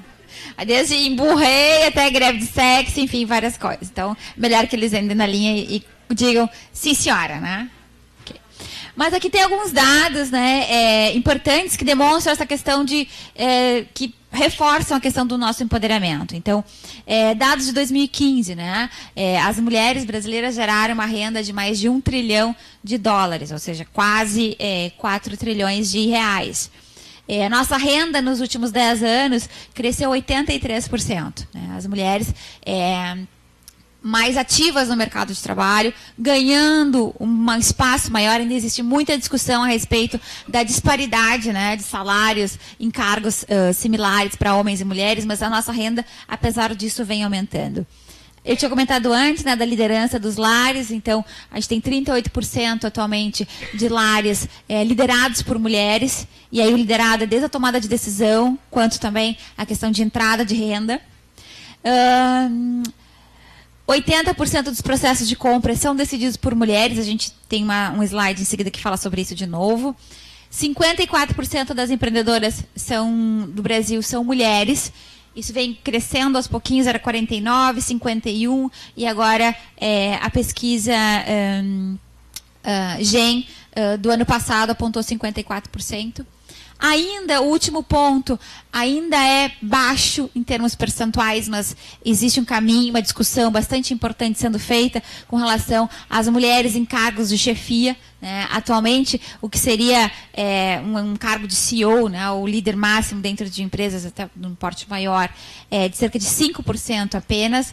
E quando a gente fala no equivalente à gerência média, seria mais ou menos 37%, 38%. Então, ainda é muito pouco, mas a gente está galgando, até porque tem um outro fenômeno também que nos gera empoderamento, que é as mulheres ocupando mais cadeiras nas universidades. Né? Tem vários cursos que antes eram tradicionalmente masculinos, que hoje já tem uma grande parte feminina, ou muita gente nos cursos tradicionais mesmo, femininos, pós-graduação. Até esses dias eu estava com uma amiga que é da FGV, ela citou, não vou me recordar percentuais, mas que é muito mais alto o número de mulheres matriculadas nos cursos de pós-graduação do que homens. Então, a mulher tem essa característica de buscar mais informação, de se preparar mais.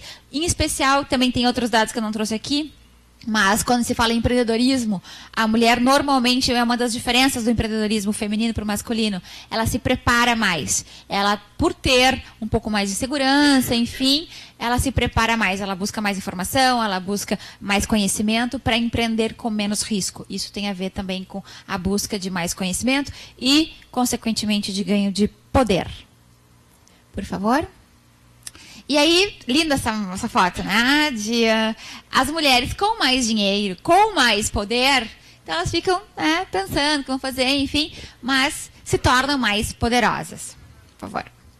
Aqui só mais para ilustrar, né? E porque tem a ver com o nosso dia a dia de pessoas que lidam com clientes que têm o poder, inclusive financeiro. São 3 autores, na verdade, mas 2 correntes, que comentam a renda e o poder das mulheres em compras. Se a gente falar do Paco Underhill, ele fala no rendimento passivo e no rendimento ativo. Ou seja, o ativo é que eu gero renda com o meu trabalho. Então, eu trabalho, tenho a minha empresa, ou ganho comissão, ou enfim, tem outra forma de remuneração, e é o que eu ganho a partir do meu trabalho. E rendimento passivo, entram aqui as questões de herança, de outras fontes de renda na família, às vezes o marido, um filho, enfim, ou até rendimento mesmo de aplicação financeira, de imóveis, de rendimento com imóveis, enfim.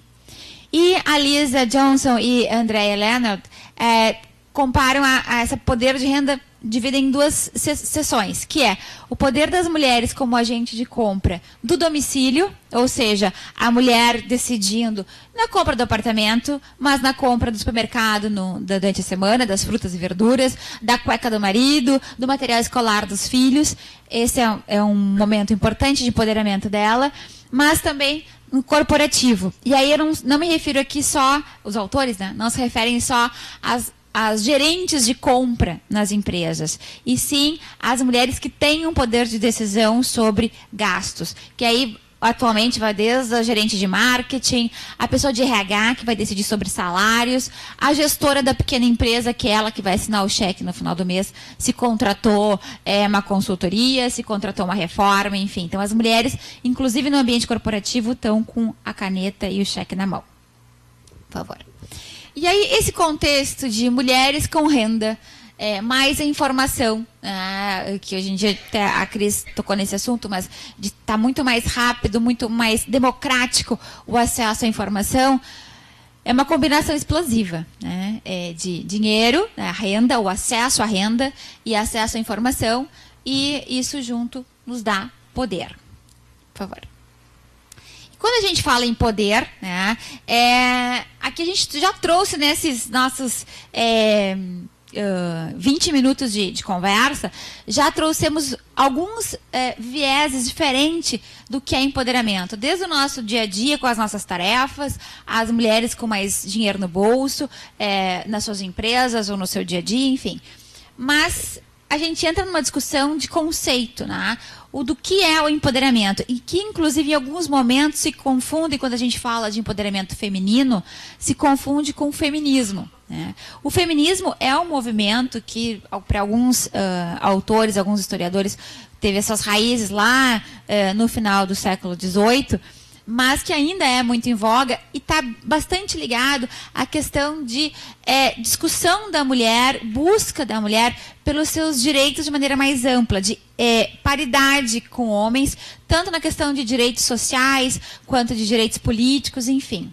O empoderamento já é algo mais amplo, ele pode ser um conceito mais amplo, aplicado não só à mulher, enfim, e a outros... não só mulher e homem, né, como dicotomia de gênero, né, que hoje em dia a gente se fala em uma multiplicidade de gêneros, mas o empoderamento traz muito mais para algo que eu vou comentar em seguida, que é a questão de tomar decisões de maneira mais livre, de eu poder transitar e ter meus direitos sociais, políticos, econômicos, enfim, garantidos, mas muito mais a partir do indivíduo, independente se ele é uma mulher ou se ele é um homem. Por favor. Aqui, muito rapidamente, porque aqui entra uma questão histórica sobre o feminismo das três ondas. Né? A gente tem duas historiadoras que são célebres e mais recentes, que dividem essa discussão de homens, de mulheres, e direitos iguais, e direitos políticos, enfim, em três ondas. A primeira, que efetivamente começa lá no século XIX, tem as primeiras insights ali na Revolução Francesa, e está muito ligado a coisas mais básicas, a questões jurídicas e a questões de propriedade, porque nessa época a mulher ainda não podia ter nada no seu nome, em especial em alguns países onde isso foi mais forte, né? Estados Unidos, a França, Reino Unido, enfim. Na segunda onda, que já começa ali em 1960, tem um marco bem expressivo aqui, que não é o foco da palestra, mas que preciso lembrá-las, que é a questão dos métodos contraceptivos. Foi nessa época em que começou a ser vendido e distribuído, enfim, pílulas anticoncepcionais. Isso teve um grande impacto no empoderamento feminino, porque passava a ser da mulher a definição de tenho filho, não tenho, quando eu vou ter, por que eu vou ter. Tudo bem, pode ter uma pressão familiar, enfim, mas ela tinha um mecanismo mais fácil, mais discreto, muitas vezes, para controlar isso. Isso interfere não só no dia a dia familiar, mas inclusive em questões profissionais, porque ter filhos ou não também interferia na profissão, no dia a dia dela como profissional. Aqui também, nessa segunda onda, entram algumas discussões sobre desigualdades legais, a questão do estupro conjugal, né, ou seja, o estupro feito pelo marido, companheiro, enfim, violência doméstica, enfim. Aqui foi um momento de mais tensão, realmente de discussões, as mulheres indo para a rua, enfim, uma coisa mais agressiva, conforme até alguns historiadores comentam. Quando a gente pensa agora, né, mais recente, de 1990 até a nossa atualidade, já começa a se abandonar aquela coisa da mulher como vítima. Não, já é uma mulher mais empoderada, que ela quer realmente lutar pelos seus direitos, e ela quer incluir, inclusive, não só os direitos da mulher nessa discussão, mas das minorias em geral, das pessoas que têm definido um outro gênero, enfim. Então, aqui mais para a gente, seria uma inclusão de gênero mais expandido, enfim. Então, é um momento que a gente está num outro tipo de discussão. Essas 3 ondas geram uma palestra específica, mas eu só quis trazer para vocês para saberem que nós estamos há muito tempo discutindo empoderamento, a mulher com mais poder, inclusive buscando espaços junto ao homem. Por favor. Aqui também, mais para ilustrar, existe uma cartilha feita pela ONU Mulheres e a Rede Brasileira do Pacto Global, que é recente, né, que ela coloca as 7 premissas de empoderamento feminino. Elas estão bem mais ligadas a essa questão empresarial, profissional, enfim, mas tem disponível na internet para download em PDF no site da ONU. Está em português, né, bem didática, mas quando se fala em empoderamento feminino, sempre vem à tona esse trabalho, essas 7 premissas. Por favor. Aqui eu trago um conceito de empoderamento feminino, que é o processo em que a mulher se apropria do seu direito de existir na sociedade. Essa realização do seu papel no mundo engloba várias partes da vida da mulher, profissional, familiar, conjugal, e a maneira como ela é vista por ela mesma e por outros integrantes da sociedade. Então, quando se fala em empoderamento feminino, se fala nisso. Isso é uma definição que também é uma definição que veio através de trabalhos e grupos de estudo da ONU Mulheres. Então, uma definição bem global, digamos assim, e bem ampla do que se busca quando a gente fala em empoderamento. Por favor. Mas eu trago uma frasinha bem curta e grossa, e que eu acho que é muito coerente para o nosso momento atual. Sobre o meu ponto de vista, a pessoa, e aí independe se é mulher ou homem, ela é empoderada quando ela tem as rédeas da sua própria vida. E talvez essa seja uma das reflexões, a segunda reflexão que eu gostaria de trazer para vocês. Até que ponto vocês têm hoje as rédeas da sua própria vida? Iva, mas é difícil porque eu dependo financeiramente de X ou Y, eu tenho essa pressão, eu tenho aquela, não é fácil. Depois eu entro numa das questões aqui também, né, das dicas, que é a gente sempre tem escolhas. Pode ser uma escolha dolorida, pode ser uma escolha que me faça perder ou abdicar coisas, pessoas, enfim, mas a gente sempre tem escolha. E o fato da gente ter a rédea da nossa vida nos faz tomar a responsabilidade para nós mesmas.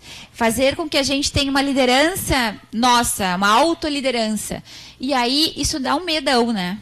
Porque dá um frio na barriga, porque se eu aumento a minha responsabilidade, se eu me torno líder de mim mesma, eu sou responsável pelas minhas decisões, e se elas derem certo, que lindo, né? Se elas derem errado, mas era eu que estava sob comando. Então, é uma dicotomia que às vezes as mulheres evitam, inclusive. E ok, mas a gente tem que estar ciente da importância disso, de tomar as rédeas da nossa própria vida.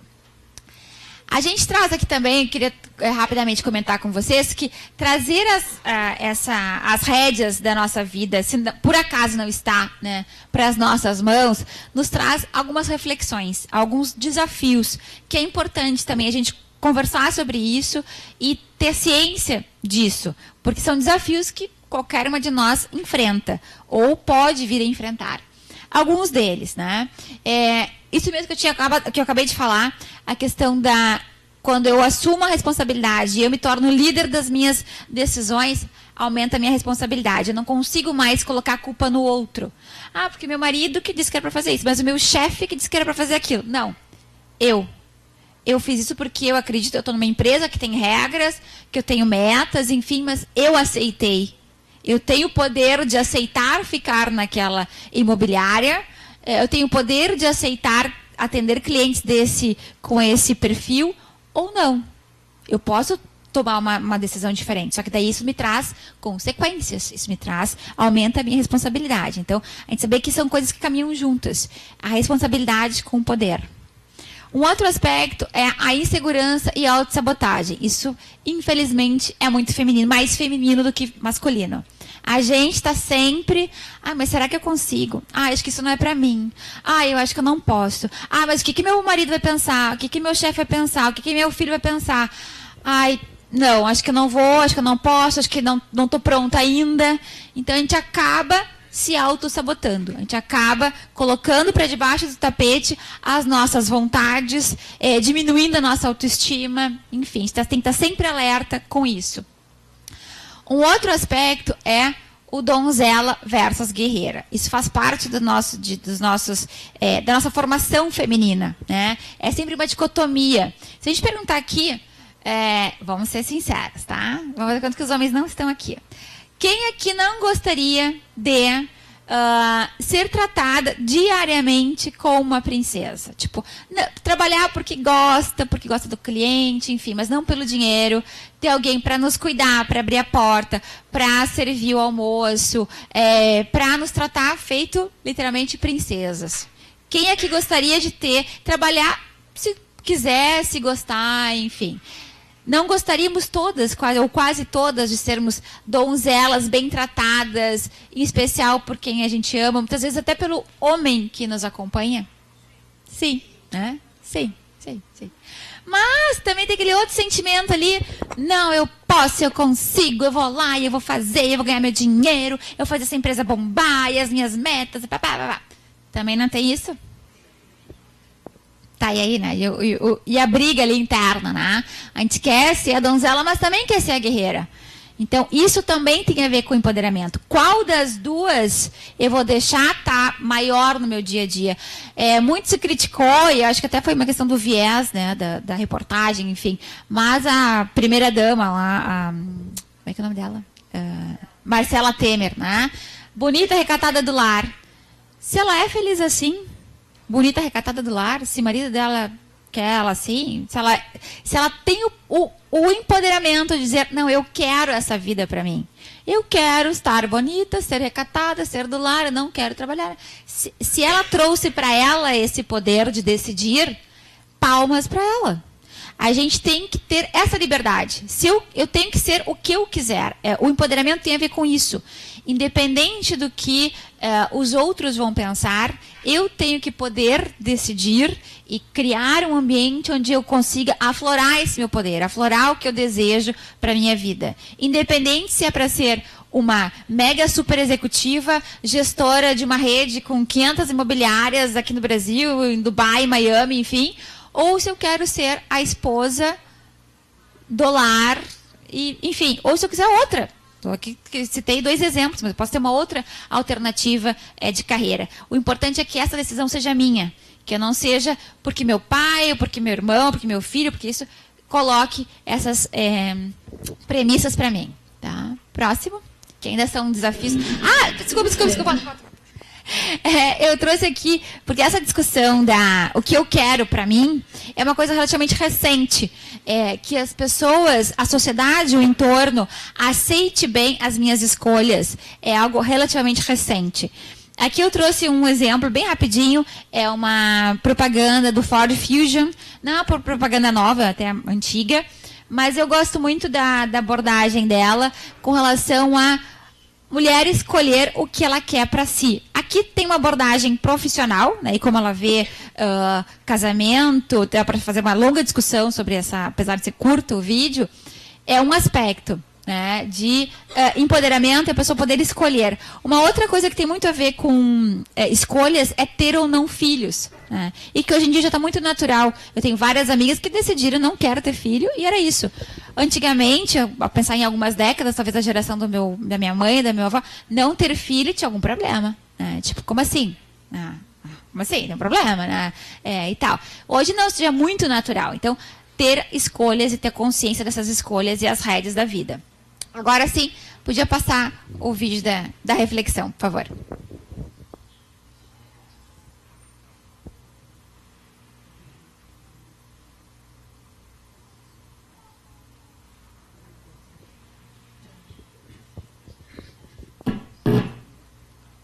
De 5 anos.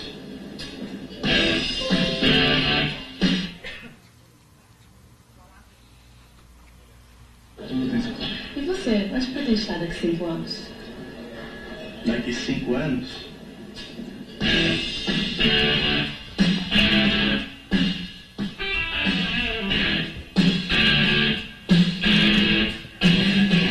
E você? Eu?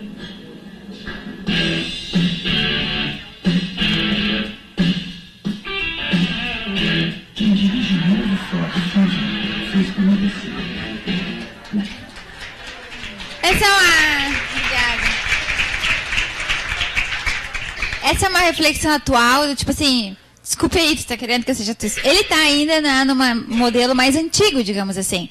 Eu quero ter uma linda esposa do meu lado, né? E eu, poderoso, dirigindo um carro X. E ela, não, desculpe, tu vai ser meu motorista, né? Tipo, eu sou mais poderosa que você, eu não quero ser tua esposa, eu quero ser casada ou não, ter filhos ou não, eu quero estar no comando, tipo, você vai ser meu motorista, né? Então, é uma reflexão que a gente faz e que isso é muito atual, assim, de podermos ter essas escolhas. Se eu quiser ser a esposa do lado, ótimo. Se eu quiser ser a executiva que tem o motorista e estou ali no jornal, ótimo. Só que essa decisão tem que ser minha. Por favor. E eu queria deixar algumas dicas para vocês. São dicas, como eu falei no início, baseadas no meu dia a dia, que podem servir, ser uma pulga atrás da orelha, ou ser um ponto de reflexão ou de reforço para vocês. Então, a primeira coisa, relaxa. Mulher Maravilha não existe. Tá? Vamos ser poderosas e administrar a nossa vida do jeito que nos é possível. Olhe sempre para si mesma e pergunte, o que é importante para mim? É importante para mim, eu vou me sentir poderosa se eu tiver um casamento estável e aí meu marido quer que eu esteja em casa e lave a louça e cuide dos filhos? Ok.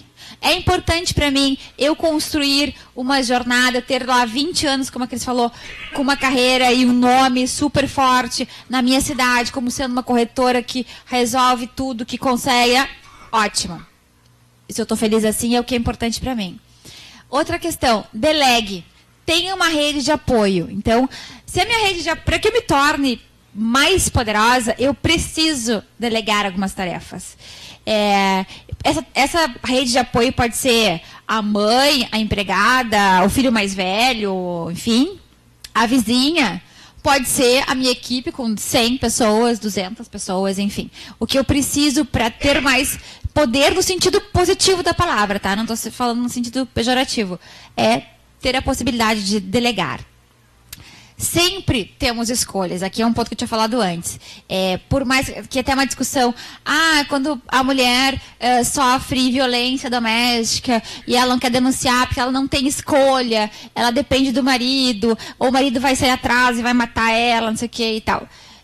Isso é uma realidade que, obviamente, e agradeço muito, não vivencio no meu dia a dia, mas eu vivencio acompanhando outras realidades bem difíceis. E sim, nós temos escolha. Mesmo essa mulher que que diz não tem escolha, não denuncio porque não tem escolha, vai ser doloroso, ela vai ter que pedir apoio policial, vai ter que mudar de estado, vai ter que pegar os filhos pelo braço, sair de noite, escondida, fugida, não sei o quê, mas ela tem escolha. A escolha pode ser dolorida, pode ser custosa, pode ser um retrocesso, dependendo do ponto de vista, né, que ela tem. Eu vou ter que abandonar tudo, a minha situação confortável que eu tinha em casa, ou meu emprego X ou Y, mas a gente sempre tem escolha. Tá?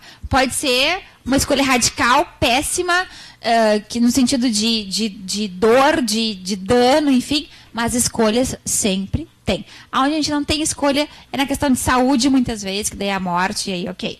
Né? O quinto ponto seria, livre-se do que não te serve, sem dó. Tem a ver com as escolhas, né? Saiba dizer não. Se eu estou numa situação onde o meu chefe é muito abusivo, ele me humilha, eu não tenho um ambiente bom, eu não sei o que, diga não, obrigada, e parta para outra. Comece do zero, não tem problema nenhum começar do zero. Mas, tenha para si a questão da decisão, do empoderamento, de saber o que vocês querem para a vida de vocês. Próximo. Recompense com pequenas indulgências. Essa questão do poder cansa, de tomar as rédeas, as responsabilidades, de tomar decisões que nem sempre são as mais fáceis, isso nos cansa. E a gente precisa de pequenas indulgências. Eu preciso de me mimar, de ter um tempo para mim, de comprar uma coisa que me é muito cara, de fazer um curso, de fazer uma viagem. Se programe para que vocês se recompensem por essa jornada. A jornada da guerreira, né? Tenham pequenos presentes, e aí cada uma sabe se vai ser um big, um anel de brilhante, se vai ser um sapato lindo, se vai ser uma tarde livre, descansando ou indo para o cabeleireiro, não importa, mas tenham pequenas indulgências para agradecer o esforço de vocês, um presente para vocês mesmas. Viva um papel por vez. É aquilo que eu falei lá no início. Se quiser ser tudo, se eu quisesse estar aqui e vendo no celular se minha filha está com febre, se o cliente mandou um e-mail, se não sei o quê, não faz nada direito. Então, faça um papel por vez. Se organize para desempenhar um papel com poder por vez. Outra questão, que você também dá uma palestra gigante inteira. Seja independente financeiramente. É uma das bases, das premissas do empoderamento feminino. É ser independente financeiramente. A pessoa e aí não importa se eu ganho R$500, se eu ganho R$100.000 por mês. Importa que aqueles 500 ou que aqueles R$100.000 me seja possível, que eu não precise depender de ninguém. Por quê? Isso me dá a liberdade de ter escolhas mais conscientes, de ter literalmente escolhas mais livres. Então, de sair de um casamento, se eu não me dou bem com meu marido, mas eu dependo financeiramente dele, vai vender docinho na esquina, mas tome a rédea da sua vida. Eu estou numa empresa que eu não gosto do ambiente, do meu chefe, não sei o quê. Saia, bota o teu currículo na rua e vai trabalhar como autônomo, vai fazer alguma outra coisa, mas tenha o seu dinheiro para poder ficar num casamento que você quer, porque não depende financeiramente, ficar numa empresa que você deseja, porque você se sente parte dela, se sente importante para a sua realização profissional. E o outro, faça mais do que te faz feliz. Então, independente do que seja, é um sinal de poder eu decidir fazer mais do que eu gosto. Eu poder estar aqui hoje com vocês, compartilhando um pouquinho desses pulguinhos atrás da orelha, um pouquinho da minha vida, de algumas dicas e tal, para mim é extremamente prazeroso, me deixa muito feliz. Então, espero que vocês estejam aqui fazendo o que vocês gostam, aprendendo mais, trocando informações com as colegas e com todo o ambiente que eu cresci propicia para vocês. Por favor.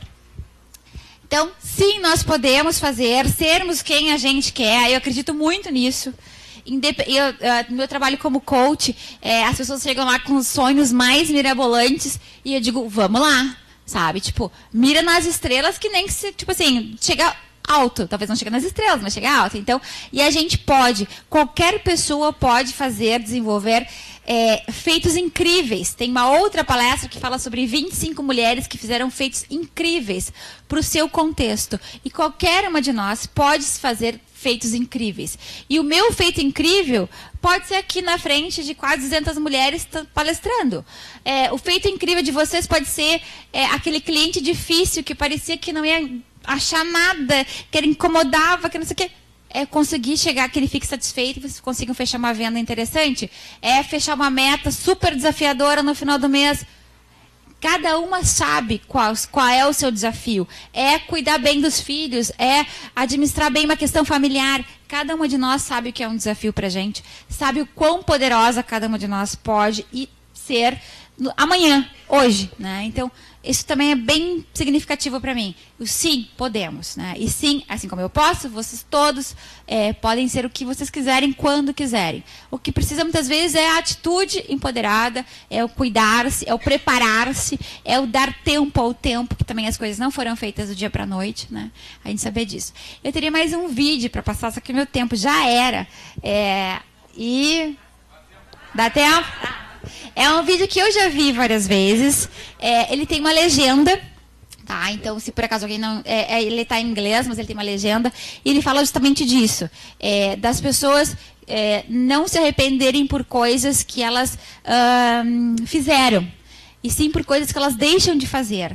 E sempre há um motivo de recomeço, motivo de tomar as rédeas da sua vida e fazer coisas novas e motivadoras. Então, eu já de antemão peço por ter... o vídeo tem 5 minutos e um pouquinho, mas eu sou suspeita, né? Eu gosto muito desse vídeo e eu acho que ele traz uma mensagem bastante positiva. Então, se a organização, se o presidente me permite, a gente compartilha com vocês. Tá bem? Por favor. It is not death most people are afraid of.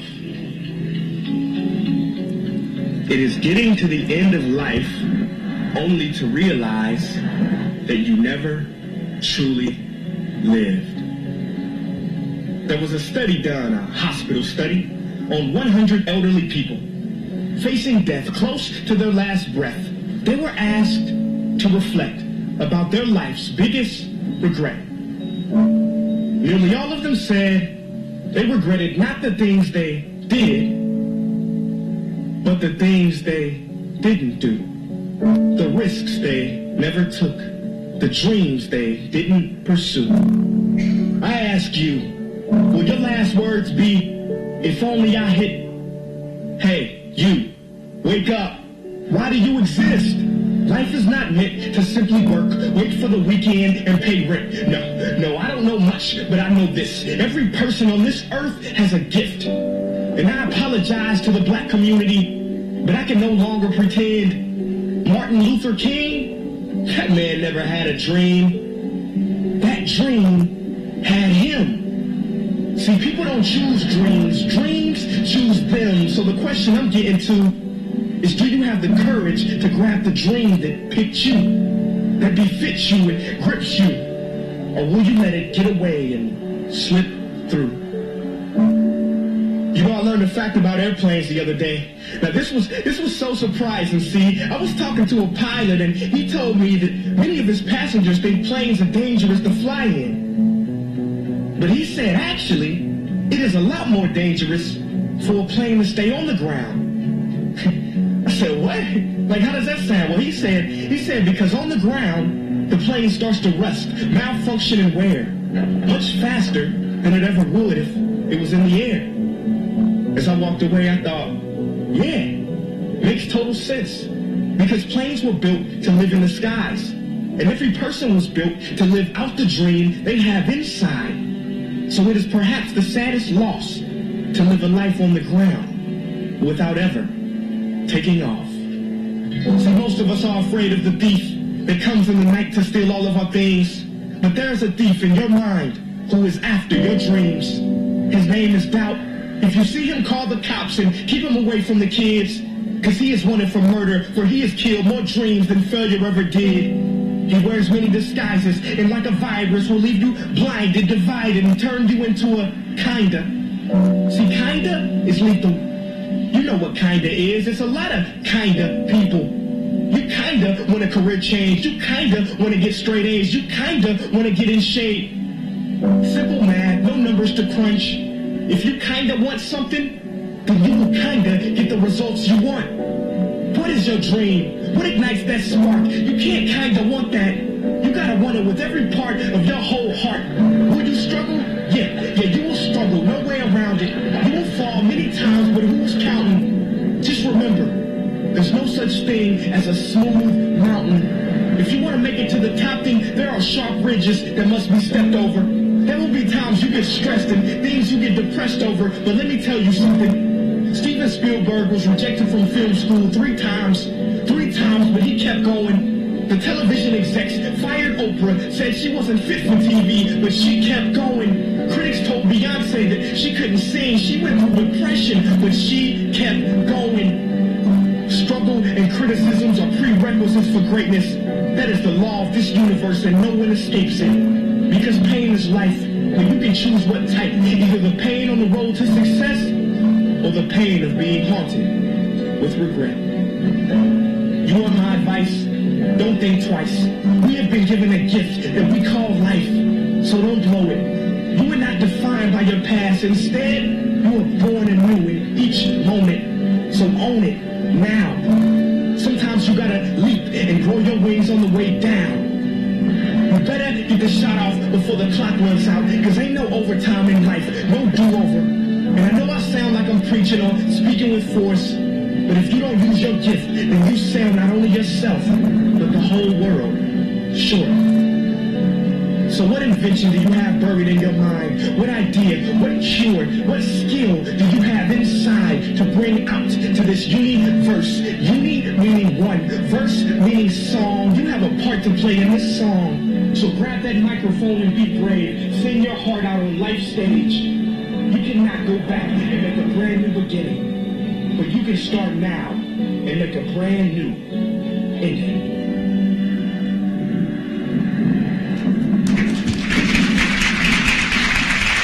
Obrigada. Muito obrigada.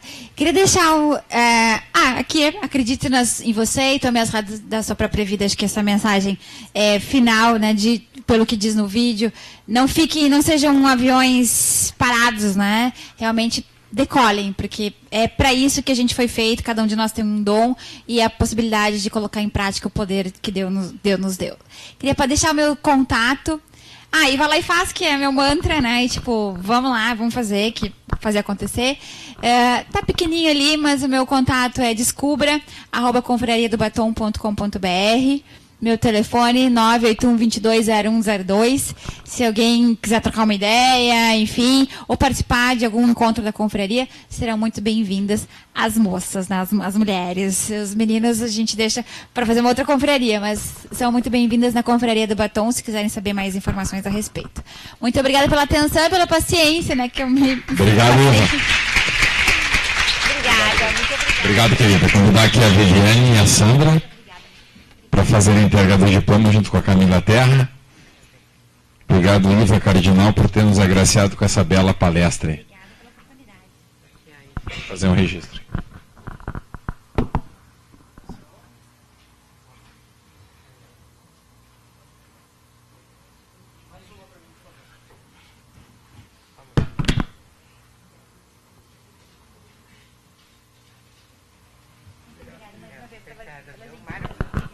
Pessoal, vou pedir também, vocês na pastinha devem ter recebido uma avaliação do evento, né? Não esqueçam de preencher. Se não receberam, tem ali depois também, junto às meninas das inscrições. Quem não pegou a camiseta também do Eu Fui, nós fizemos uma camiseta para confirmar quem veio, né? Só ganha a camiseta quem veio. E assim, ó, pessoal, a gente tem mais uma palestra muito bacana, que é sobre como aumentar as vendas utilizando a internet do Jonathan, tá? Então, assim, ó, tem um cafezinho, um chá e umas bolachinhas para quem quiser. Mas nós vamos tocar a palestra, quem quiser pode ir tomando um cafezinho, enfim, algumas já tomaram o café, para que a gente não tenha aqui uma interrupção aqui no fluxo, né? Então, ou vocês acham melhor fazer 5 minutinhos aqui para esticar um pouquinho as pernas? Então, 5 minutos de intervalo aqui, tá, pessoal? Obrigado.